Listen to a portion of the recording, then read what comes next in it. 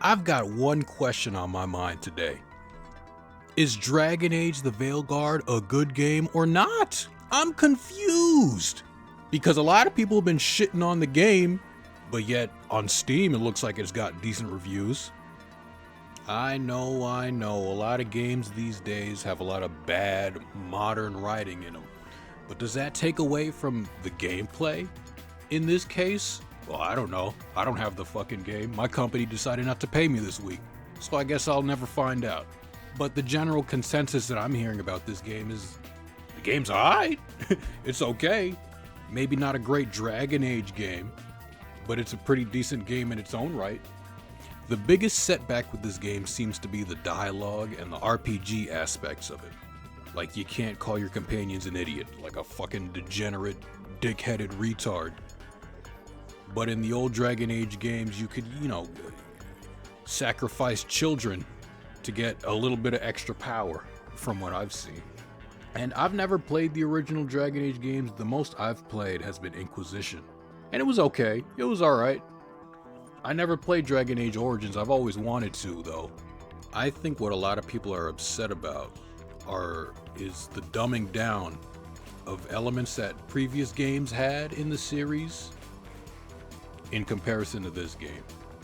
Like in the old games, you could do a whole bunch of stuff, like you could kill a village, or you could sacrifice people, or you could do whatever you wanted to. If you wanted to be the bad guy, you could be a bad guy.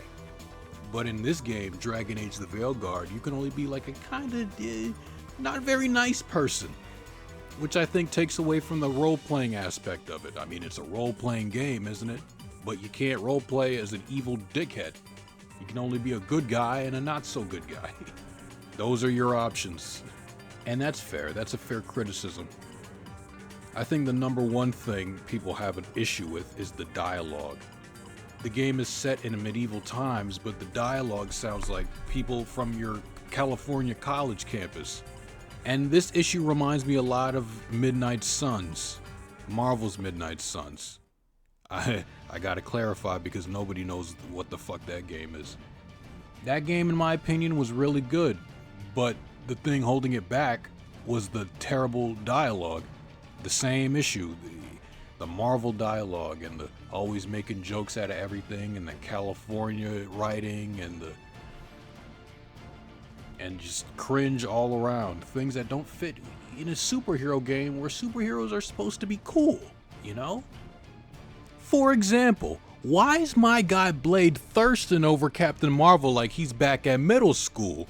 Not even this Captain Marvel, this Captain Marvel! But I really like Midnight Suns because it's a fun game at the end of the day. But with Midnight Suns, half the game is talking to your team members.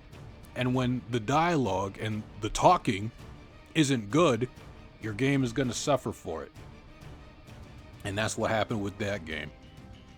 It crashed and burned and nobody knows about it. You bring it up, they'll be like, oh, is that a new Marvel game? No, it came out like a couple years ago. Dragon Age the Veilguard, I feel, suffers from the same thing. Where on one hand, Marvel has the Marvel IP, obviously, and Dragon Age has the Dragon Age IP. Both of those are things that people love, are beloved by fans. People who love them really love them, and they're going to play the games anyway. But unfortunately with Dragon Age and BioWare is on its last legs. They've been releasing flop after flop after flop. Dragon Age Inquisition, I think, sold the most out of all their Dragon Age games, but at the end of the day, it wasn't what the fans wanted. You know, Andromeda was we don't talk about Andromeda. And not even to mention Anthem. You remember that game? I don't. That game died as quickly as it lived. So now with Dragon Age the Veilguard, the game seems pretty good. It's decent. But is it gonna save the company? Well, I don't know. A lot of people seem to like it a lot. Well, maybe a lot's a big word, but they seem to like it a fair bit, a decent amount, a tinge of cringe, if you will. I think this game's biggest advantage is the lack of competition in the party-based RPG genre. I mean, Baldur's Gate 3 came out a few years ago. That game is great, but that was a few years ago. I know a lot of people are looking for something fresh and new, and something not turn-based, I should mention. Although, not being able to switch between your party members does suck. The devs think you're too stupid to be able to handle that. And I don't know, I don't think I agree with that decision.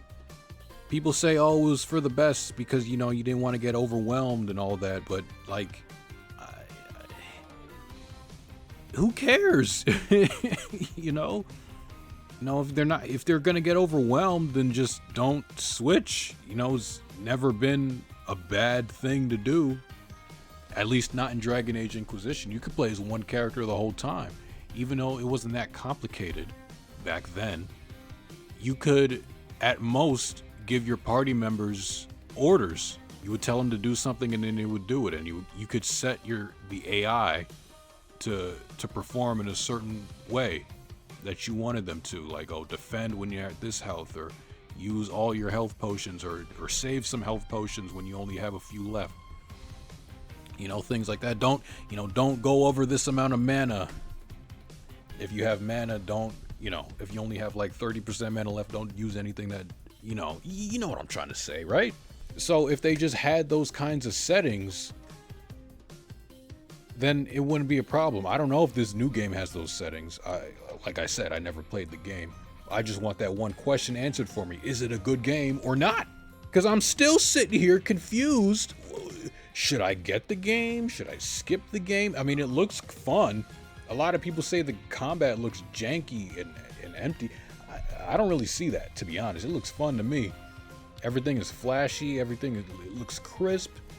Everyone says the game runs well, which is a godsend in this day and age. Every game I try to play is stuttering like Joe Biden. I just purchased Grand Blue Fantasy. It was on sale a few weeks ago. I bought that one a couple of weeks ago. I still have yet to play it because I've been playing Wayfinder. That game is really fun. I know a lot of people, they don't want to hear from this game ever again, but I think it's pretty decent now in its RPG state. I do wish it had more, content. Well, I don't know if content is the right word because I'm still only just starting out playing it, but I think more characters would be nice. There's only a handful of characters at the moment, even though the game has been in beta for a while. There's only a few. I've unlocked a couple of them, but, once you get all of them, then what else is there to look forward to, But with Dragon Age, that's the question I pose. Is the game good? Is it not good? Who the fuck is gonna watch this shit anyway? What the fuck am I